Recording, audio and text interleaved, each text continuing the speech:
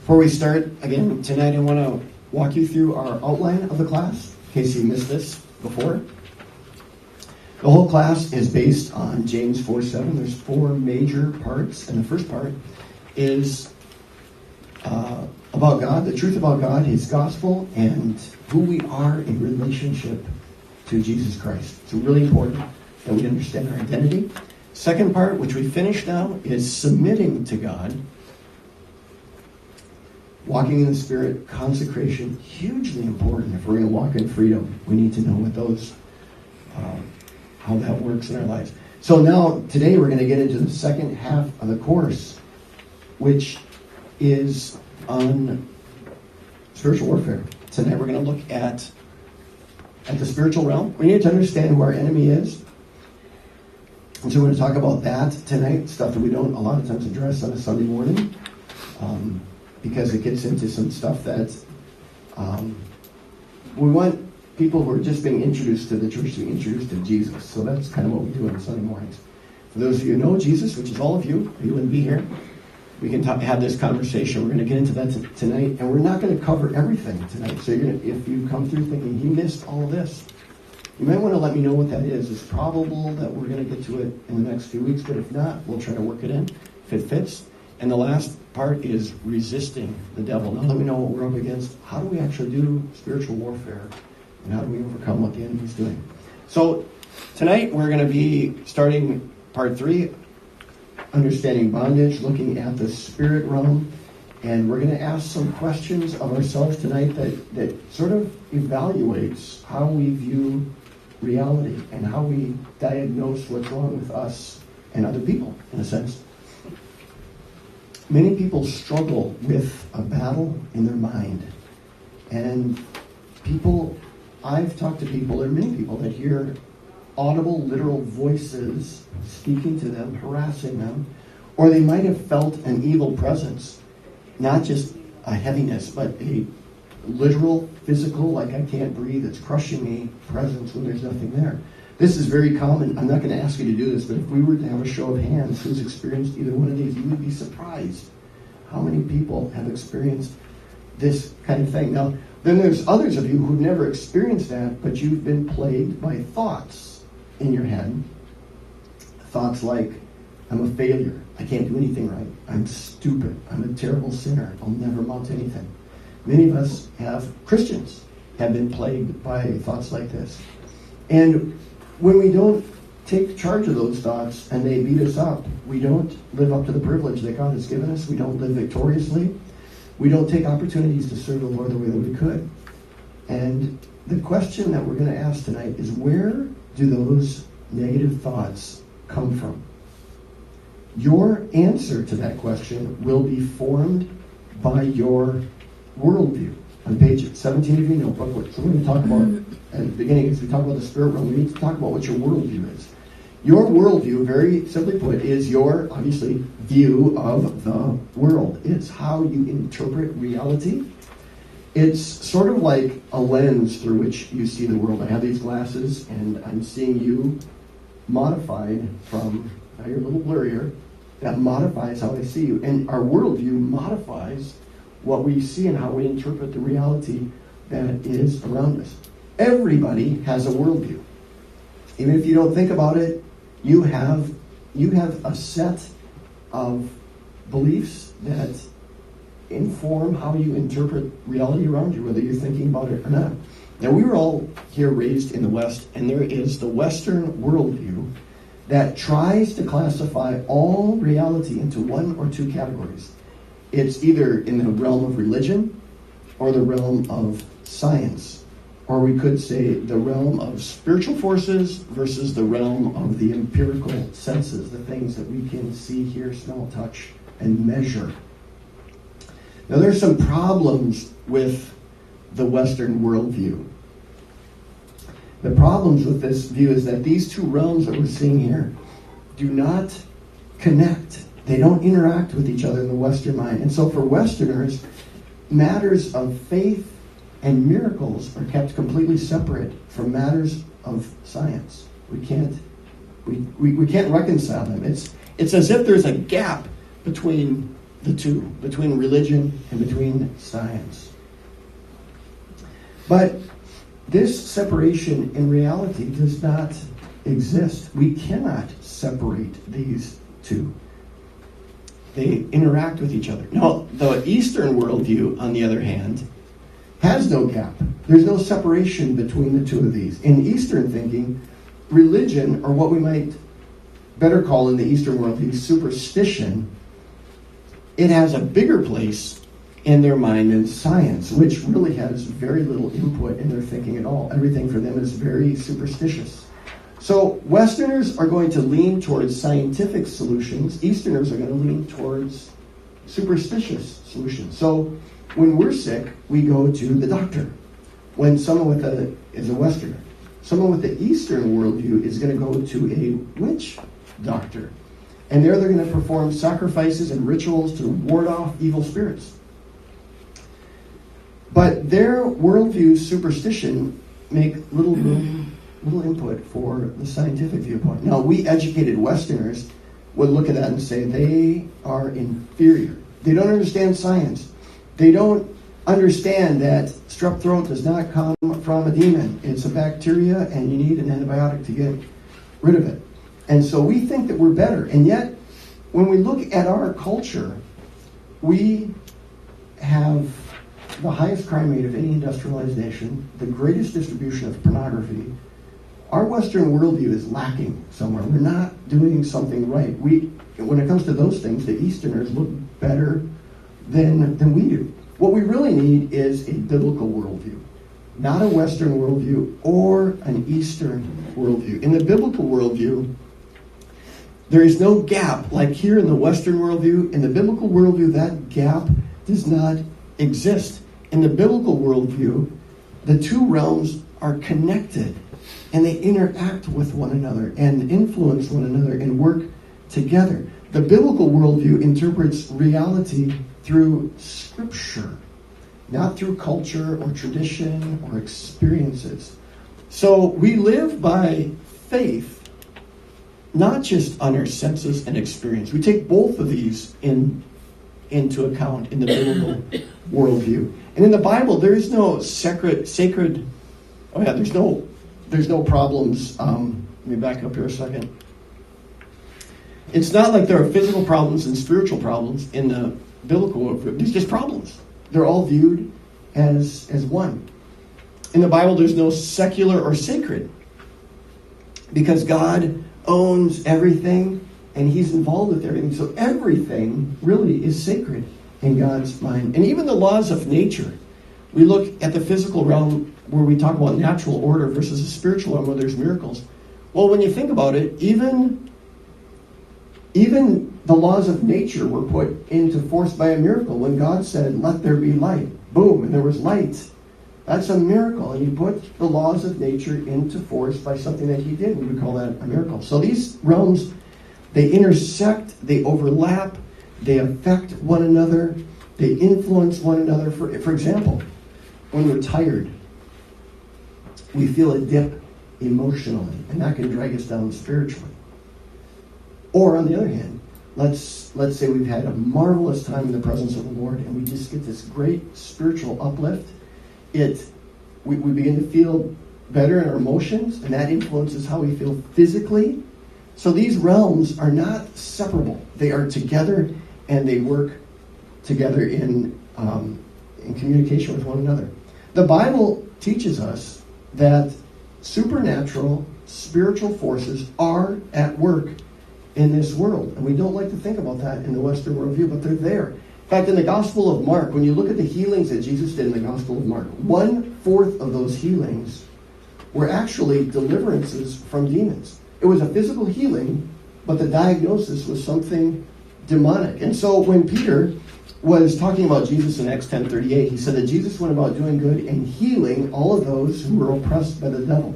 Now, the word that he used for healer, there's a couple of different words that are used in Greek for heal. That word is specifically a word that just meant physical healing, as in what a doctor would do. And yet Jesus is saying, or Peter is saying about Jesus, He healed people like a doctor would, of people oppressed by the devil. So their physical problem, Peter said, was caused by the devil, not just by a virus or some accident or something. So here's a passage in Luke that is very bizarre for us, for the Western worldview.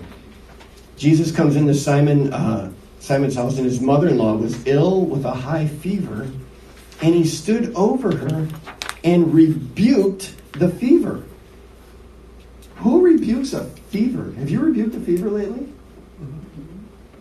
Some of us have. But that's not the first thing we usually think about doing. Jesus rebuked a fever, and notice what the fever did. It left her.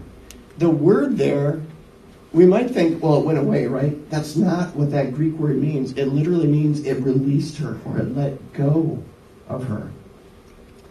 So what it looks like, and the Eastern worldview would not have any problem with this, but it kind of sets us on edge. It's basically describing a fever that had some sort of a response mechanism to the voice of Jesus, as if it had intelligence and an ability to respond. In fact, when you study viruses as opposed to bacteria, viruses tend to morph, and it seems like they almost have intelligence in terms of fighting the treatments against them, if you've been aware of any of that. What this is saying, if we leave it alone, is that Jesus had a personal confrontation with a fever. And our Western worldview thinks this is kind of weird. So Neil Anderson, in his book, Bondage Breaker, this is an old version of it. We've got some new versions on the back table, which you can check out. All the books that we have there, if you want to just give us $10 per book, if you want to check one of these, you can have them for $10. You don't have to check them out. You can check them out and then buy them. Checking out means different things for different people. He tells a story about a young woman named Dee, who was a family friend of his, and her parents were in the ministry. And Dee began having problems, physical problems, symptoms of multiple sclerosis. And Neil Anderson was very concerned about this, so he made an appointment with her, and he sat down and talked to her, and he said, "When did these problems begin?" And she said, "Well, I had my first sensation of tingling right after a special time of devotions that I had." And so Neil said, "Tell me about it." She said, "Well, I was thinking about how I felt so inferior to my parents in terms of what they've done for the Lord. And I was reading in 2 Corinthians chapter 12 about Paul's thorn in the flesh and about how his weakness made him strong. And I thought, maybe if I had a thorn in the flesh, I would be, a better, more spiritual person. So I asked the Lord to give me a thorn in my flesh. And it was after that I began having these tingling sensations." And Neil says, "Wait a minute, you asked God to give you a thorn in the flesh?" She said, "Yeah." He said, "Well, Paul asked God to have it taken away 3 times. And he said, "Do you know what it was?" She said, "No." He said, "Well, we don't know what the manifestation is. The Bible doesn't tell us how it manifested in his flesh, but it tells us what it was. It was a messenger of Satan, literally an angel of Satan, a demonic spirit that had come to plague Paul." So Neil encouraged her to renounce that thorn in the flesh, and her symptoms went away, and she was healed.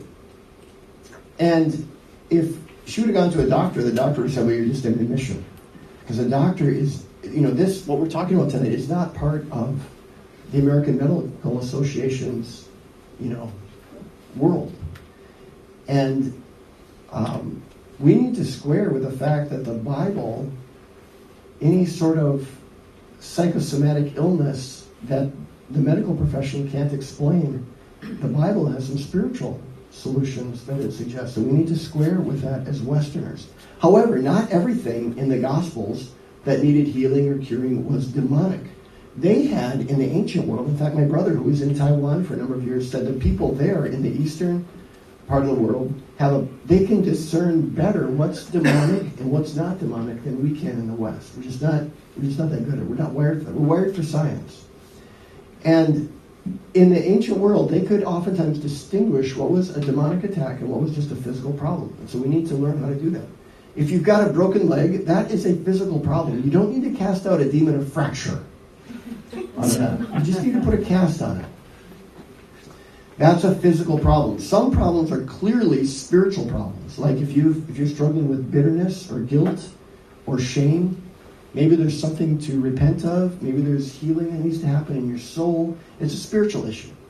But then there's those in-between problems that are really hard to figure out, where the doctors can observe that there's something physical that's happening, but, there's symptoms there, but there's no physical cause.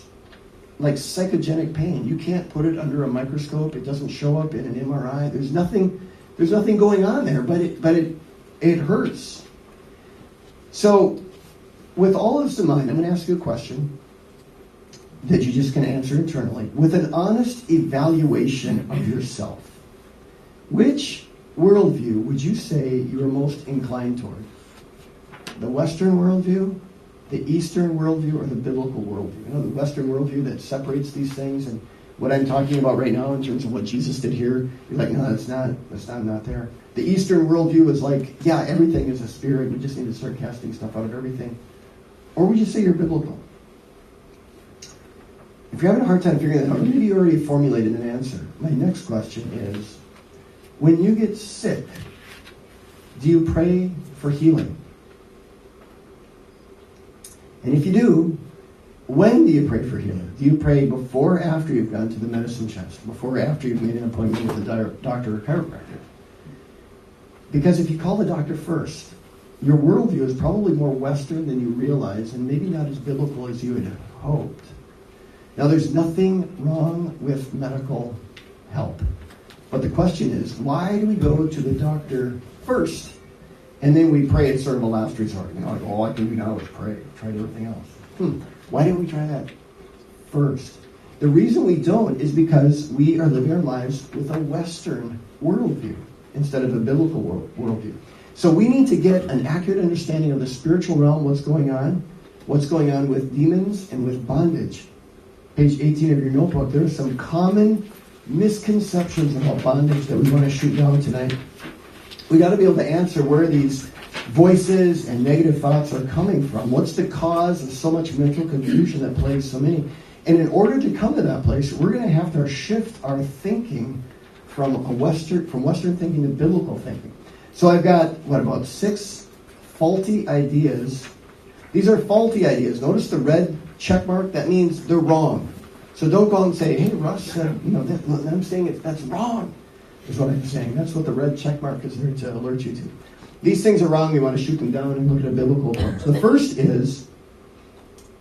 first faulty idea of our Western thinking. Demons were active when Christ was on earth, but their activity has subsided. Oh yeah, demons were around men, but thanks to the cross and the resurrection, they're all gone now. And so we're good to go. Well, apparently some of you have run into them.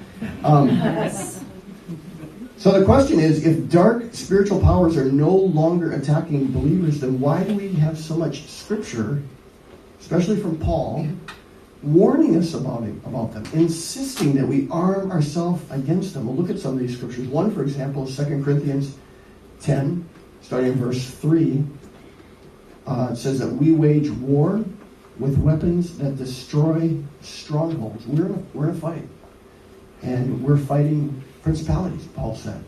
The battle between light and darkness still rages, and being part of that battle is not an option for the Christian. If you sign up to serve Jesus, you're a soldier in the army, and you don't get to opt out of that one.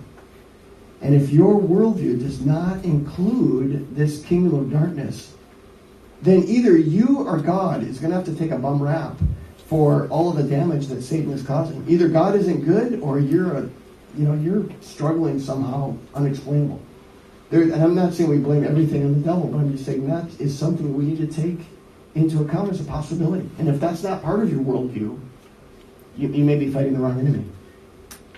The second faulty idea is what the early church called demonic activity. We now understand to be mental illness. Thanks to science, we have ways of explaining what the early church was superstitious about. The problem with that is, where does that end? A statement like that begins to undermine the credibility of Scripture. If we're saying, well, that shouldn't be taken literally, well then, are the miracles of Jesus literal or not? I mean, where does that end? We have to be careful about that. We can also, I think, be politely critical of some of the diagnoses that we get from the professional world. A lot of diagnoses are actually descriptions of symptoms. They're not diagnoses. A diagnosis that's based on what somebody feels or symptoms that they're having does not necessarily explain the cause. Just because we label it doesn't mean we've said what caused this. We've identified a number of mental illnesses that really are just labels that classify symptoms, and they're not really a diagnosis. In fact, this one, I love this one. The American Psychiatric Association now includes caffeine withdrawal in its Diagnostic and Statistic Manual of Mental Disorders. Amen. Some of you have had that mental disorder. I don't like it. I'm going to do that. Right. There is medication for that. It's a good hot cup of joe. Yeah. Take my medicine every morning.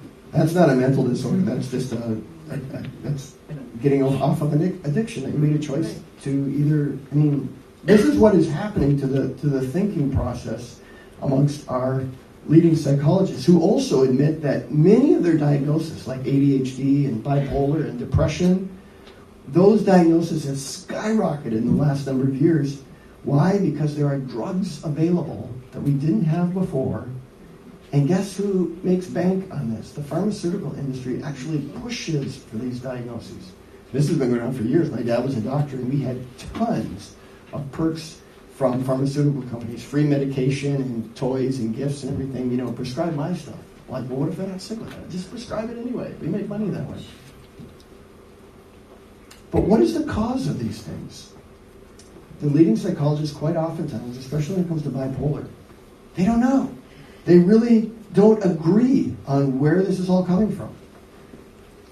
So if we have symptoms of some sort of a mental disorder, but no physical or psychological cause can be identified, the worldview of the secular psychologists will never ever look at God or look at the devil or any spiritual solutions. They can't. They would lose their license if they did so. That's not part of the package for them. They're not allowed to. So they can't even go there. Now here's the ironic thing, is that we as Christians have learned to go along with this. We accept what the scientists have told us about mental illness. Ironically, when science tells us about the origin of species, that there was this primordial soup and the hydrogen gases somehow spontaneously exploded and an amoeba crawled out of that, and after several billion years, here we are. And we look at that and we think, that's absurd. That's ridiculous. We know that God created the world. We reject that. But yet, we're willing to accept science when it says all mental disorders are, chemicals and there are no humans and anything like that. So we're inconsistent with how we interact with science. Now, please don't misunderstand me, because if you start shutting down right now and reach the conclusions that I just said, you're going to go out and misquote me. So I've got something very important to say. I am not here to suggest that all mental disorders are demonic, okay? Everybody got that? Please don't misquote me, because it happens sometimes. And I'm not saying that counseling is not ever helpful. Counseling can be helpful. I'm not saying you should never take medication, and I will never tell you to stop taking your medication. That's between you and your doctor. What I'm saying is that scientific research of our psychology is incomplete. It's not wrong. It's just incomplete because it doesn't look at the spiritual realm. It ignores the influence of the spiritual world. Because neither God, in fact, even the devil, doesn't have to succumb to the methods of their investigation. The spiritual realm is outside of that. Science is not equipped to handle those questions. So it's just incomplete. So we need a complete answer to these things. Faulty idea number 3 is some problems are psychological and some are spiritual. The reason why this is faulty is because what we end up doing is trying to separate the soul and the body, which is kind of painful to do. It's not natural to separate that out. All psychological problems are going to have a spiritual ramification in their lives, because there's no time when God is not spiritually present. He's always there. So if you've got a psychological problem, God is right there in the middle of that, and there's a spiritual element to that. On the other hand, spiritual conflicts that we have are going to affect us emotionally, psychologically, mentally, because there's never a time when your soul, your mind, your will, and your emotions are not active in a spiritual thing. So we can't separate them. Understanding this, we should stop gravitating towards just medical solutions or just psychological solutions or just spiritual solutions only. We need to look at all of these realms and have them work together for solutions. Let's take depression for an example, which is just kind of a broad description of a lot of things. And I've seen people get labeled with depression just because they didn't know what else was going wrong. Depression is not just an emotional problem. It's a body, soul, and spirit problem, and it requires a balanced body, soul, and spirit answer.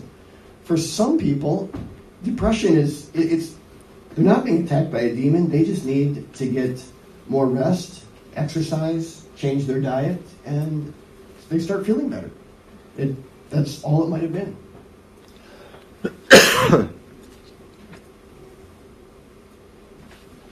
Speaking of honey for my throat. Number 4, demonic influence is only evident in extreme or violent behavior and the worst sins. You know, the Hollywood exorcist Sybil thing. That's the idea that's what demonic activity always looks like. Well, the Bible actually describes a variety of demonic symptoms or symptoms of demonic infestation, and not all of them are dramatic. So Satan is a deceiver, and he's going to try to deceive you into thinking that all demonic influence is always going to be this extreme thing, and so we're going to ignore the more passive manifestations that are out there. Remember, Satan's foremost strategy is deception. He doesn't want to be noticed. He wants to hide. He wants to disguise himself. Psalm 11:2 says, "My enemy shoots at me from the shadows." And that's how Satan attacks. He wants to hide and shoot at us in places where he can't see because he doesn't want to come out. Can a good Christian be deceived? Well, apparently so, because Paul warned good Christians about this all the time. He was warning about deception, so it must be possible, or otherwise Paul was wasting his time. In fact, as many Christians have been deceived into thinking that demonic influence only occurs in this sort of dramatic demonic possession thing, and so they're left wondering what's wrong with them. Why can't I just do better? It could be that they're being harassed by a demonic spirit and they need to be set free from that. Number 5, freedom from spiritual bondage is a result of a power encounter with demonic forces. Again, the exorcist Hollywood thing with heads spinning and eyes rolling around and that kind of thing. In this class, we're not doing a power encounter. We're doing a truth encounter. Satan's power is entirely in his ability to lie to you and deceive you. And when that lie is exposed, his plan is foiled. His demons are like cockroaches that scurry into the shadows when the lights go on. They don't want to be noticed. Jesus said in John 8:44, "There is no truth in Satan. When he lies, he's speaking his native language because he is a liar and the father of lies." I like how the NIV translates native language as, it's not literally what it says, but I think it's a good translation. It captures how Satan, how can you tell if Satan is lying if his lips are moving? This is what he does. Satan is like a barking dog who can control the mind and the will and the emotions of the person who's afraid of him.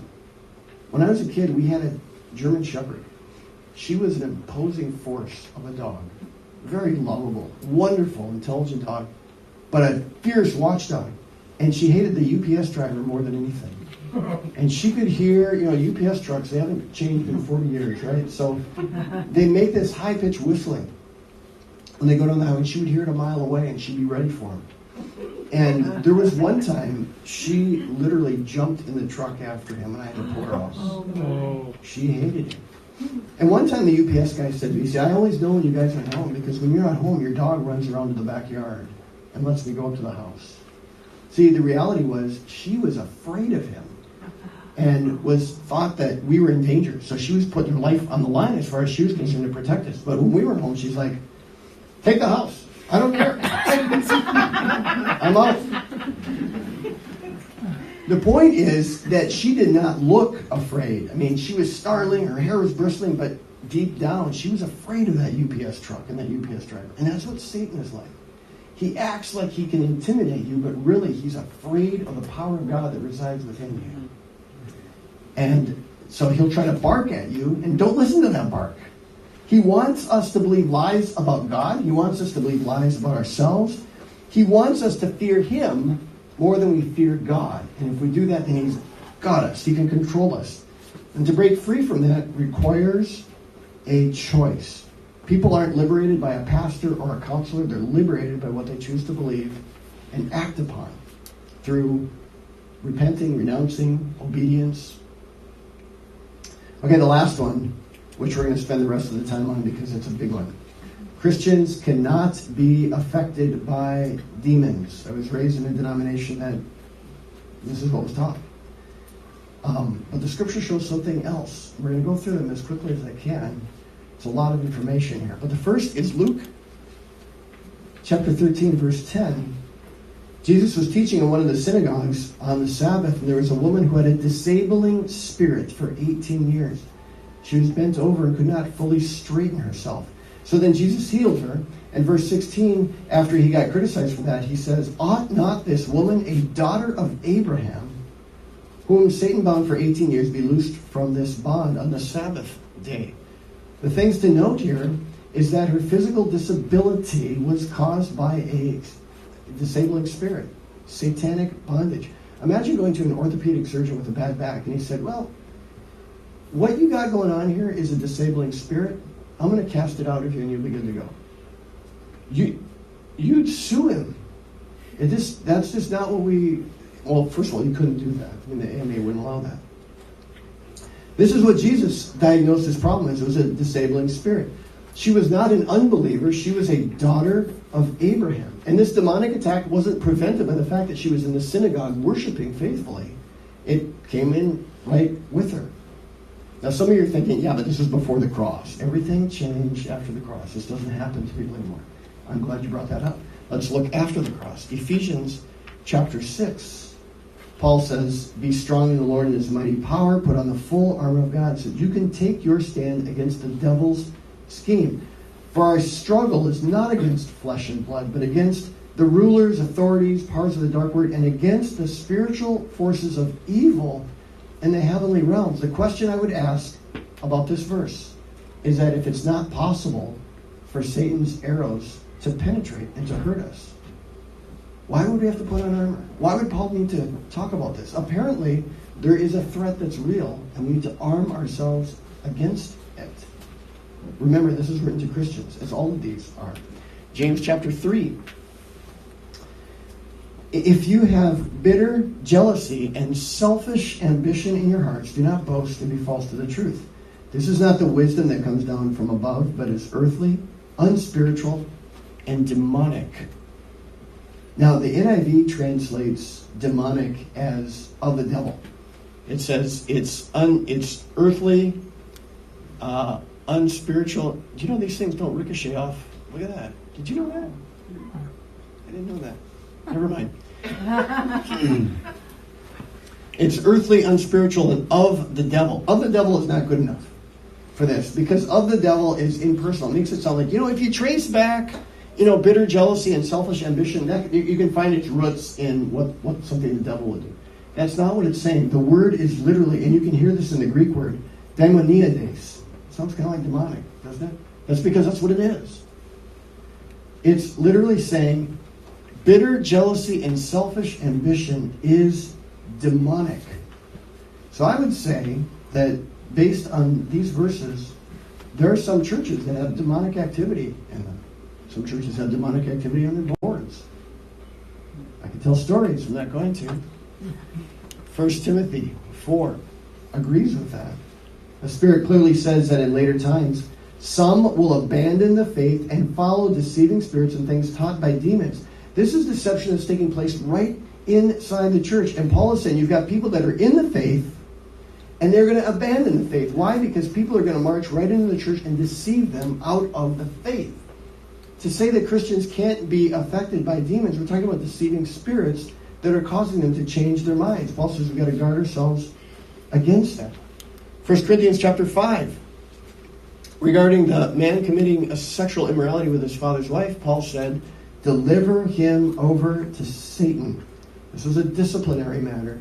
And we find out when we read 2 Corinthians that the man was delivered over to Satan, and he was humbled and he repented and was restored.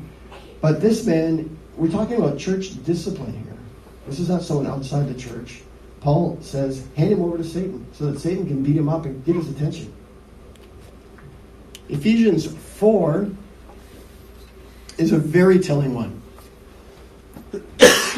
In your anger, do not sin. Do not let the sun go down while you are still angry, and do not give the devil a foothold. The word foothold there literally means place. Don't give the devil a place in your life. The word was used in the shipping industry. It meant a port of entry, where a ship would come into this port and unload its cargo into that. And what Paul is saying is don't give the devil a port of entry in your life where he can unload his baggage, is basically what Paul is saying. In this context, the place that Paul is talking about is the emotions, and the cargo is anger. Paul says don't, if you read on, he says, don't let the sun go down in your anger. He's like, get rid of anger, Paul says. We do anger management. But in the scripture, we get rid of anger. We don't manage it. We get rid of it. Let me illustrate a foothold this way. It's like a landing strip at an airport where an airplane can come in and land. And while we live in this world, we're going to be exposed to demonic suggestion. We got these demonic airplanes flying around looking for clearance to land on at our airport of our lives, our emotions, our minds, our will. You don't have to let them land. We don't need to let them take up residence. Now, in World War II, if you wanted to disable an airport, they would fly over it and just, drop, 150 bombs to make sure that they got the airport, and they would take out the city that was with it, and a bunch of civilians that were innocent would die along with it. But in modern warfare, we've got guided missiles and GPS, and we're very accurate. And so we can take 3-4 missiles and just put some nice little craters in the landing strip and remove that landing strip and disable the airport. Nobody gets hurt, and the airport is rendered useless. Why am I telling you this? The reason is this. Here's the illustration.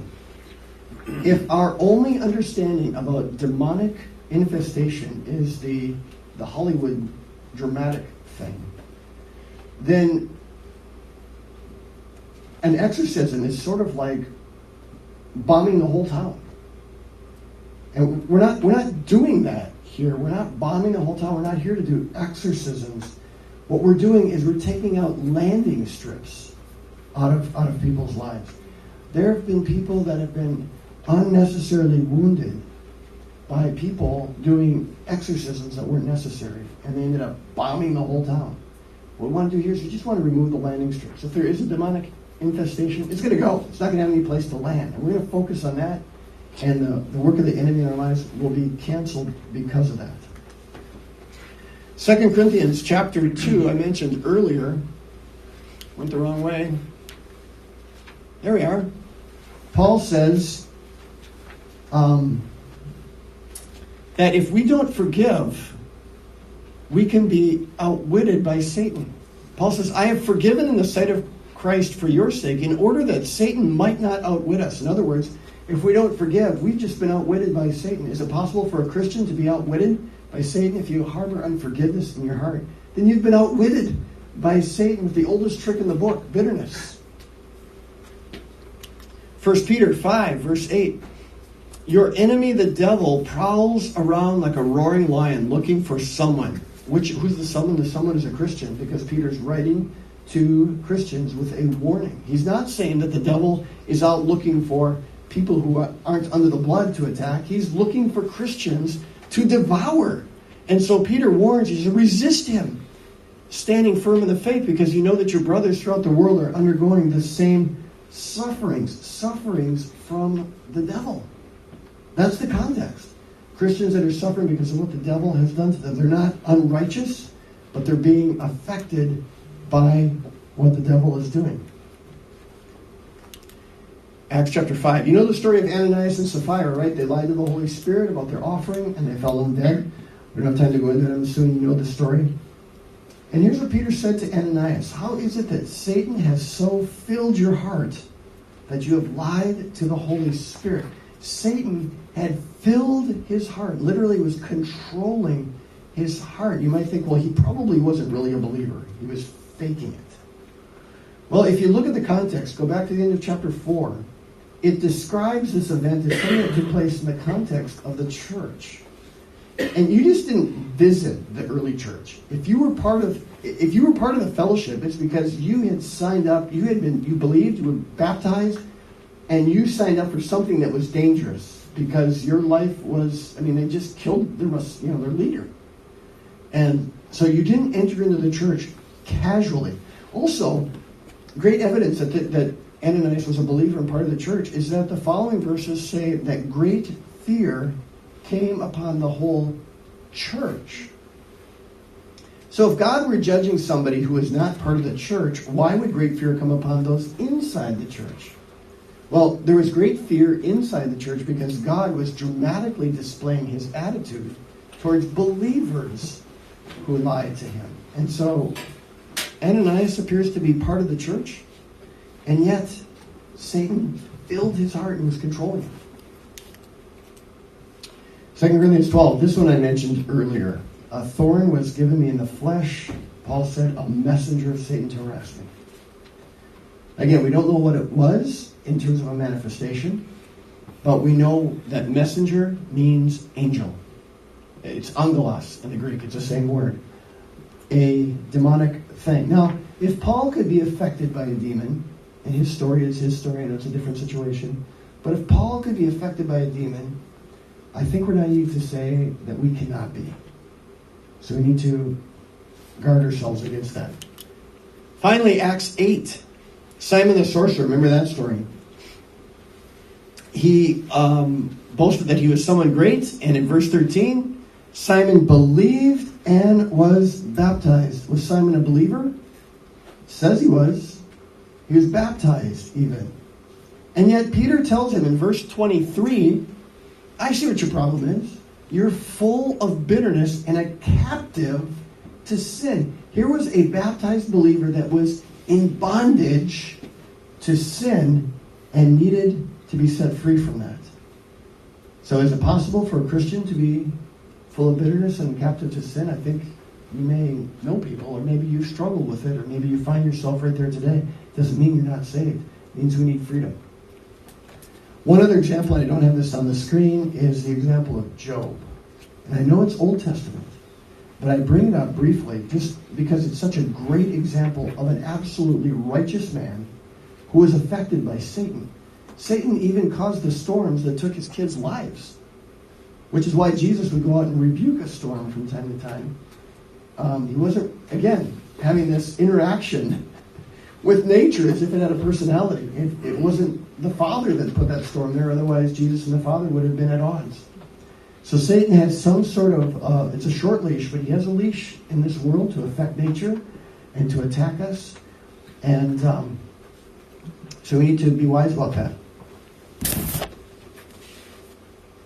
This is such a passion for me, I wrote a book on it. And so if you want to check this out, I've got more descriptions and details on these particular topics in that. It's on the back table. You can check that out. Chris Phillips, where is she? There she is. Hiding in the back. We'll answer all of your questions about all of the books there. So, or not all of them, but she will do her best. So she is our book person. If you want to get a book, talk to Chris. She'll help you out. So let's wind this down. I want to leave you with this thought of encouragement. We do not need to fear Satan. But that doesn't mean the threat is not real.